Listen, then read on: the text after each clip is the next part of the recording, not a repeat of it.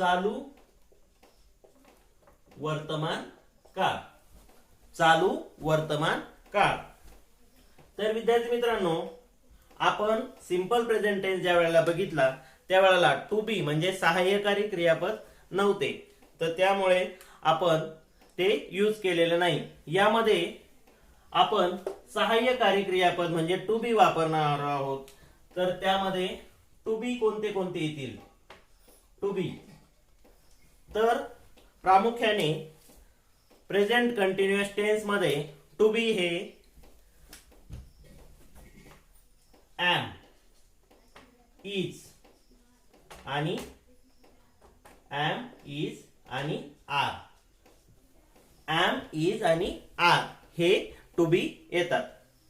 तर विद्यार्थी मित्रांनो, आपण टू बी कोणते येतात ते तर बघितलंय। तर त्यामध्ये आपण कोणत्या टू बी कोणत्या कर्त्यासमोर म्हणजे कोणत्या सब्जेक्ट समोर येणार हे आपण बघूया। इकडे लिहू सब्जेक्ट या बाजूला आणि इथे लिहू to be. To be to बीला काय म्हणतात? सहाय्यकारी क्रियापद, सहाय्यकारी क्रियापद, सहाय्यकारी क्रियापद। तर आपण सब्जेक्ट जे घेतोय तर त्यामध्ये पहिला सब्जेक्ट आहे आय, पहिला सब्जेक्ट आहे आय। बघा, आय साठी आपण एम हाच टू बी वापरतो, आय एम। त्यानंतर दुसरा आहे ही, ही साठी आपण इज हा टू बी वापरतो।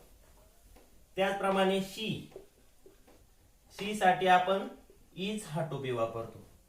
त्याचप्रमाणे जर अनेक वचन आपल्याला वापरायचं असेल तर वी, वी साठी मात्र आपण आर हा टू बी वापरू, आर, वी आर। वी म्हणजे आम्ही, आर म्हणजे अनेक वचनासाठी आपण आर हा टू बी वापरू शकतो। त्याचप्रमाणे आपण आणखी एक घेऊ शकतो दे, दे म्हणजे ते, अनेक वचन आले तर आर। त्याचप्रमाणे आपण एखाद्या विशिष्ट नामासाठी आपण सब्जेक्ट राम घेतला, सपोज राम, तर त्याचा टू बी काय येईल? Ram is, Ram is, they are, Ram is. सर्वांना टू बी समजले असतील तर आपण नेक्स्ट सेंटेन्स कडे अँड फॉर्म्युल्याकडे वळूया। आता बघा, फॉर्म्युला काय आहे? तर प्रेझेंट कंटिन्युअस टेन्सचा फॉर्म्युला आहे, बघा फॉर्म्युला, फॉर्म्युला म्हणजे सूत्र काय आहे? तर subject plus to be plus verb ING plus object, subject plus to be plus verb ING plus object. तर आपण त्याबाबत सेंटेन्स बघतोय। तर सर्वांना इथपर्यंत क्लिअर झाले असेल असं ग्राह्य धरून आपण पुढे जाऊया।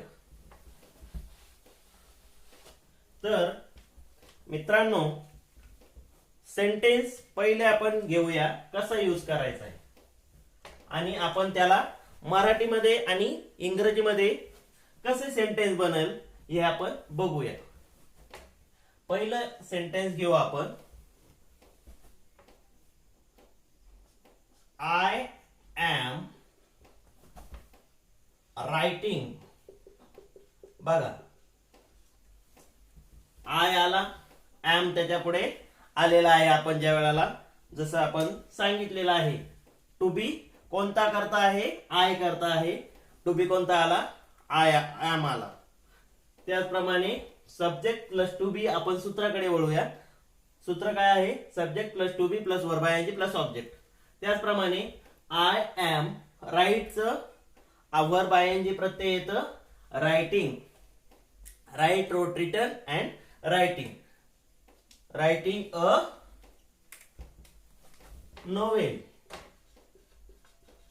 नोवेल म्हणजेच काय येतं त्यामध्ये, आय म्हणजे मी.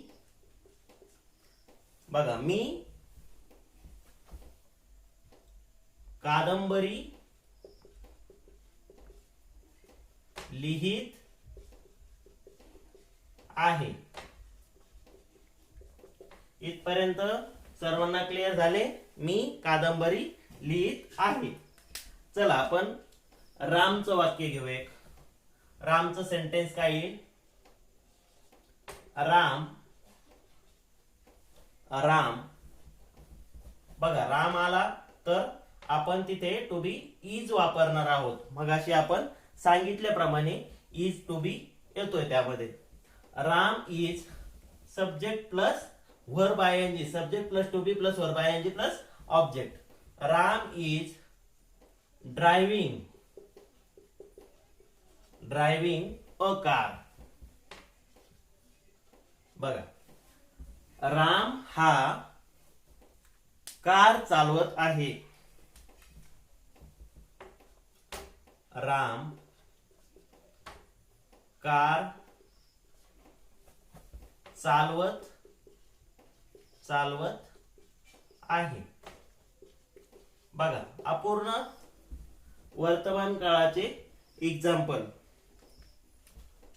त्यानंतर आपण सीताचे एक सेंटेन्स घेतोय. सीता. सीता काय is. Sita is singing a song. म्हणजेच सीता गाणे म्हणत आहे किंवा गात आहे. सीता गाणे गात आहे. Sita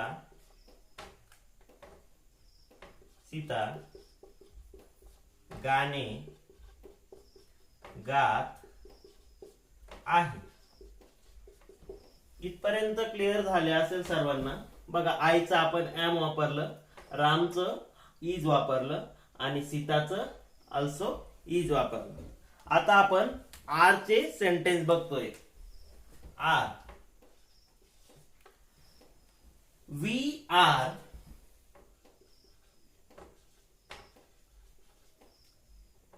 doing a work. म्हणजेच आम्ही काम करत आहो. आम्ही म्हणजे खूप जण आलो, अनेक वचन, अनेक जण आलो तर आम्ही काम करत आहोत. आम्ही काम करत आहोत. बघा, इथे आपण काय केलं? आर वापरलं. ज्या वेळेला अनेक वचनी येतं त्यावेळेला आर प्रत्यय येतो. त्याचप्रमाणे आणखी एक देचं वाक्य घेऊ आपण.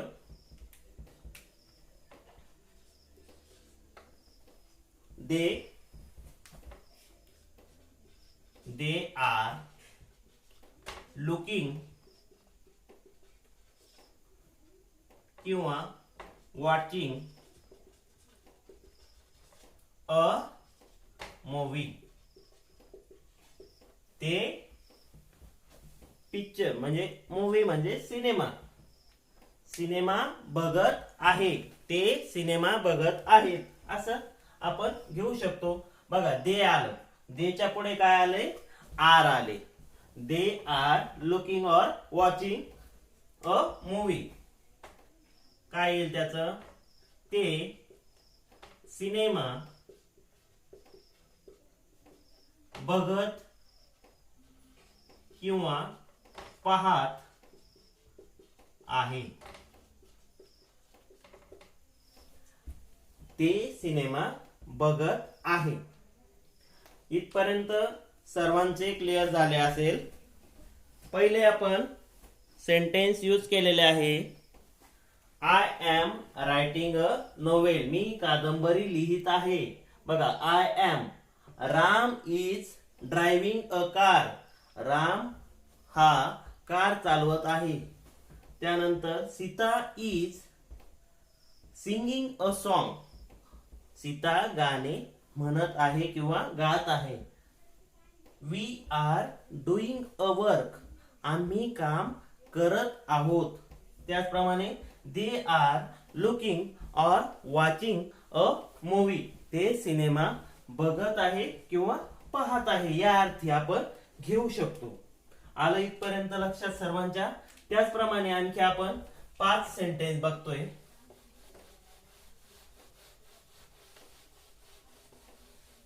बघा, पहिले आपण परत एक सेंटेन्स घेतोय आय साठी. आय एम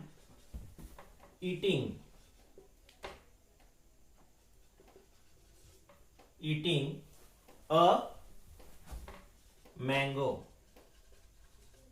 म्हणजेच बघा, आय आलं, आयच्या पुढे टू बी आलं, एम वर्ब आयएनजी प्रत्यय लावून आलं, इट म्हणजे खाणे, इटिंग मी खात आहे, आणि मँगो म्हणजे आंबा. तर त्याचं येईल सेंटेन्स, मी आंबा खात आहे. मी आंबा खात आहे. त्याचप्रमाणे आपण दुसरे सेंटेन्स घेतोय. तर ते घेतोय नावानुसार. Suppose Surya is playing a cricket.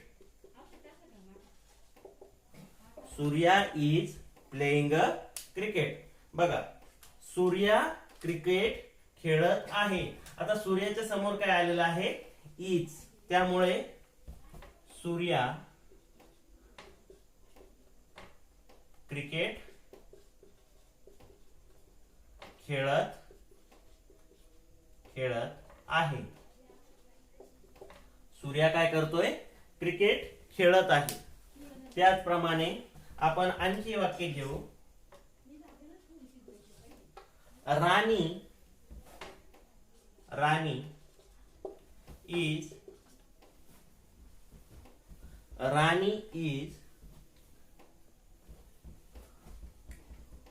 Suppose आपण काय घेऊ शकतो त्यामध्ये, ड्रिंकिंग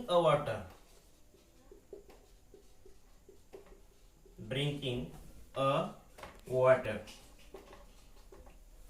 राणी पाणी पीत आहे, असे आपण सेंटेन्स घेऊ शकतो.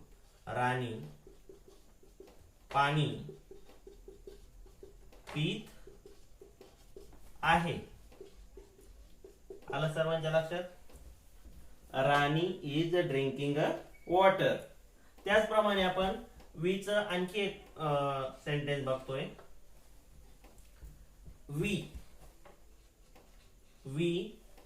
वीक आलंय तर मग आर येईल.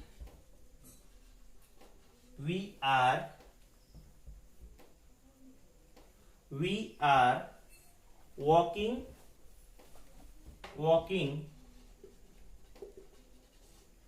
On road.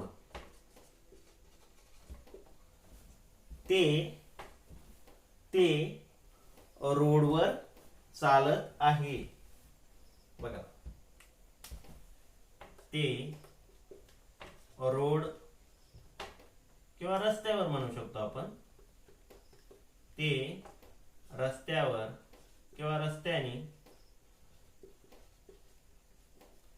चालत आहे. कोण चालत आहे, ते चालत आहे. आलं लक्षात. इथपर्यंत कोणाला काही अडचण नसावी. एम कुठे वापरायचा, इज कुठे वापरायचा, आर कुठे वापरायचा. एक लास्टचं सेंटेन्स आणखी तुमच्या माहितीसाठी आपण घेतोय. दे आर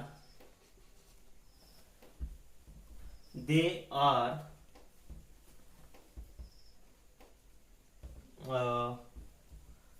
आपण काय म्हणू शकतो, playing a football. They are playing football. काय येईल त्याचं सेंटेन्स, ते फुटबॉल खेळत आहे. बघा विद्यार्थी मित्रांनो, आपण आज प्रेझेंट कंटिन्युअस टेन्स बघितला आहे. त्यालाच इम्परफेक्ट टेन्स और इम्परफेक्ट प्रेझेंट टेन्स असं पण आपण म्हणू शकतो. अपूर्ण वर्तमान काळ किंवा चालू वर्तमान काळ. त्याचे आपण टू बी बघितलेले आहेत. टू बी आहेत एम इज आर. आपण एम इज आर कोणत्या सब्जेक्ट नुसार कुठे वापरायचे ते पण आपण बघितलेले आहे. आयच्या पुढे एमच येणार. त्यानंतर जर इतर नाम असेल तर इज येणार आणि अनेक वचन असेल तर आर हे आपण सेंटेन्स तिथे घेऊ शकतो. त्याचप्रमाणे विद्यार्थी मित्रांनो, आपला आज 2 नंबरचा म्हणजेच वर्तमान काळातला 2 नंबरचा उपप्रकार हा पूर्ण झालेला आहे. पहिला आपण सिंपल प्रेझेंट टेन्स घेतलेला आहे. ज्यांनी बघितलं नसेल तर आपला एपिसोड नंबर 11 तुम्ही बघू शकता. आज आपण प्रेझेंट कंटिन्युअस टेन्स घेतलेला आहे. त्याचप्रमाणे जर आपले नवनवीन इंग्लिश व्याकरणाचे व्हिडिओ अँड इंग्लिश ग्रामरचे व्हिडिओ बघण्यासाठी आपले चॅनल सबस्क्राईब करा आणि तुम्ही नवनवीन व्हिडिओ बघू शकता. त्याचप्रमाणे आपल्याला नवीन आयडिया पण बघायला म्हणजे ट्रिक्स पण वापरायच्या कशा हे पण आपण शिकवणार आहोत. त्याचप्रमाणे आपण मॅथ अँड इंग्लिश या दोन्ही पण सब्जेक्ट आपण क्लिअर करणार आहोत. त्याचप्रमाणे आपल्याला जे तुम्ही भरभरून प्रेम देत आहात त्याबाबत सर्वांचे धन्यवाद.